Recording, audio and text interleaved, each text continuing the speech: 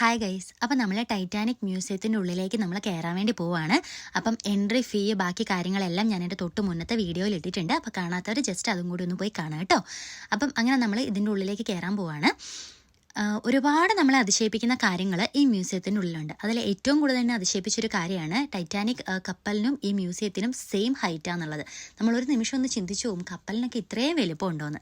അപ്പം അങ്ങനെ അതിൻ്റെ ഉള്ളിലേക്ക് കയറി ആ കപ്പൽ ഉണ്ടാക്കാൻ തുടങ്ങിയപ്പോൾ മുതൽ അത് മുങ്ങുന്നത് വരെയുള്ള ടു സെഡ് കാര്യങ്ങളും അവർ ഈ മ്യൂസിയത്തിൻ്റെ ഉള്ളിൽ നമുക്ക് മനസ്സിലാകുന്ന രീതിയിൽ എല്ലാം ആക്കി വെച്ചിട്ടുണ്ട്. അപ്പം നമുക്ക് അതിലൊന്ന് ആ മ്യൂസിയത്തിലൊന്ന് കയറി ഇറങ്ങിക്കഴിഞ്ഞാൽ നമുക്ക് ടു സെഡ് കാര്യങ്ങൾ മനസ്സിലാവും എന്നുള്ളതാണ്.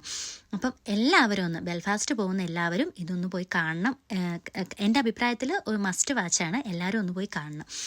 ഇതിൽ എന്താ പറയുക, അതിൻ്റെ ഉള്ളിലുണ്ടായിരുന്ന ആൾക്കാരുടെ പിന്നെ ഡ്രസ്സുകൾ, അതുപോലെ അവരുടെ പെട്ടികൾ, പിന്നെ അതിലെ ക്യാപ്റ്റൻ അങ്ങനെയുള്ള അതിലെ പണിക്കാരെല്ലാം ഉപയോഗിച്ച സാധനങ്ങൾ, അവർ ഫുഡ് കഴിച്ച പാത്രങ്ങൾ, അങ്ങനെ ടു സെഡ് കാര്യങ്ങളും അവരവിടെ ഇപ്പോഴും കീപ്പ് ചെയ്ത് വെച്ചിട്ടുണ്ട്.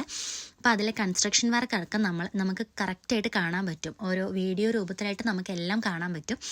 നമ്മളിതുപോലെ ഇങ്ങനെ പിന്നെ നമുക്ക് റൗണ്ട് അടിച്ച് എല്ലാം കാണാൻ പറ്റും. അപ്പോൾ ഓരോ സ്ഥലത്തും, അതായത് അവർ ആ കൺസ്ട്രക്ഷൻ വർക്ക് നടക്കുന്ന സ്ഥലത്ത് ഒരു വീഡിയോ വെച്ച് അതെങ്ങനെയായിരുന്നു എന്നുള്ളത്, അപ്പം അങ്ങനെ എല്ലാ കാര്യങ്ങളും അവർ കാണിക്കുന്നുണ്ട്. പിന്നെ നമുക്ക് ഇതിൻ്റെ ഉള്ളിൽ ഒരു 1.5 മുതൽ 2.5 മണിക്കൂർ വരെ നമുക്കിതിൽ സ്പെൻഡ് ചെയ്യാൻ പറ്റുന്നതുകൊണ്ട് തന്നെ നമുക്ക് എല്ലാം നല്ല വിശദമായിട്ട് നമുക്ക് കണ്ടിറങ്ങാനുള്ളൊരു സമയം ഇതിൽ കിട്ടുന്നുണ്ട്. ഇത്രയും വർഷങ്ങൾക്ക് മുന്നേ അവർ ഇത്രയും കഷ്ടപ്പെട്ടിട്ടാണ് ഈ ഒരു കപ്പൽ ഉണ്ടാക്കിയത് എന്ന് നമുക്ക് മനസ്സിലാവണമെങ്കിൽ നമ്മൾ അതിൻ്റെ ഉള്ളിൽ എന്തായാലും ഒന്ന് കയറി ഒന്ന് കാണാൻ തന്നെ ചെയ്യണം. നമ്മൾ ഭയങ്കരമായിട്ട് അത്ഭുതപ്പെട്ടു പോകും. ഈ ഒരു കാലത്തിലാണെങ്കിൽ കുറച്ചും കൂടെ ഇപ്പം ഒരുപാട് ഫെസിലിറ്റീസൊക്കെ ഉണ്ട്. പക്ഷെ അന്നെന്ന് പറഞ്ഞാൽ അന്നത്തെ ആ ഒരു കാലത്തുള്ള അത്രയും സാധനങ്ങൾ ആ ഒരു പരിമിതിക്കുള്ളിൽ നിന്നുകൊണ്ട് ഇവർ ഇത്രയും സംഭവങ്ങൾ ഉണ്ടാക്കിയെടുത്തല്ലോ എന്നൊക്കെ നമുക്ക് കാണുമ്പോൾ ഭയങ്കര അത്ഭുതമായിട്ട് തോന്നും.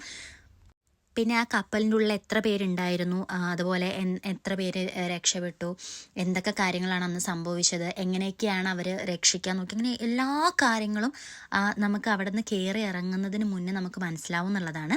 ഇപ്പം ഈ നമ്മൾ ഇതായിരുന്നു അവരുടെ ലൈഫ് ജാക്കറ്റ് എന്ന് പറയുന്നത്. അപ്പം അതൊക്കെ ഇപ്പോഴും അവർ നമുക്ക് ഒന്നും ടച്ച് ചെയ്യാൻ പറ്റില്ല കേട്ടോ. ഒരു കേടുപാടും ഇല്ലാണ്ട് അവർ ഇത്രയും വർഷങ്ങൾക്ക് ശേഷവും ഇപ്പോഴും അത് സൂക്ഷിച്ച് വെച്ചിട്ടുണ്ടെന്നുള്ളതൊരു വലിയ കാര്യം തന്നെയാണ്.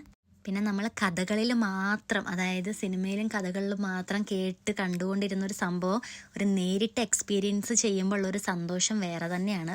അപ്പം നമുക്കതിൻ്റെ ഉള്ളിൽ കയറുമ്പം ഒരു പ്രത്യേക ഒരു ലോകത്തേക്ക് പോയ പോലെയാണ്. പക്ഷേ നമുക്ക് ഭയങ്കര സങ്കടമാവും കേട്ടോ. അതിൻ്റെ ഉള്ളിൽ നമ്മൾ ആ ഓരോ കാര്യങ്ങൾ കാണുകയും കേൾക്കുകയൊക്കെ ചെയ്യുമ്പോൾ നമ്മൾ ഭയങ്കര സന്തോഷത്തോടെയാണ് അതിൻ്റെ ഉള്ളിൽ കയറി പോയതെങ്കിലും ഇറങ്ങുമ്പോൾ നമുക്ക് ഭയങ്കരമായിട്ട് നമുക്ക് മനസ്സിലൊരു വല്ലാത്തൊരു വിങ്ങലുണ്ടാവും. ഇത്രയും കാര്യങ്ങൾ, ഇത്രയും ആൾക്കാർ മരിച്ചു പോയ കാര്യം അതൊക്കെ നമുക്ക് കാണുമ്പോൾ ഭയങ്കരമായിട്ട് നമുക്ക് ഉള്ളിൽ ഒരു വിഷമം ഉണ്ടാവും ഇറങ്ങുമ്പോൾ. പിന്നെ അവരുടെ ഓരോ കാര്യങ്ങൾ, അവരുപയോഗിച്ച ഒരുപാട് കാര്യങ്ങൾ, അവരുടെ റൂമുകളിലൊക്കെ ഇപ്പോഴും കുറേ ബ്രഷുകൾ, പാത്രങ്ങൾ അങ്ങനെയൊക്കെ അവർ സൂക്ഷിച്ച് വെച്ചിട്ടുണ്ട്. പിന്നെ ഇതാണ് ജാക്കും മറ്റേ റോസൊക്കെ നിന്ന സ്ഥലം, അതൊക്കെ നമ്മൾ കണ്ടു.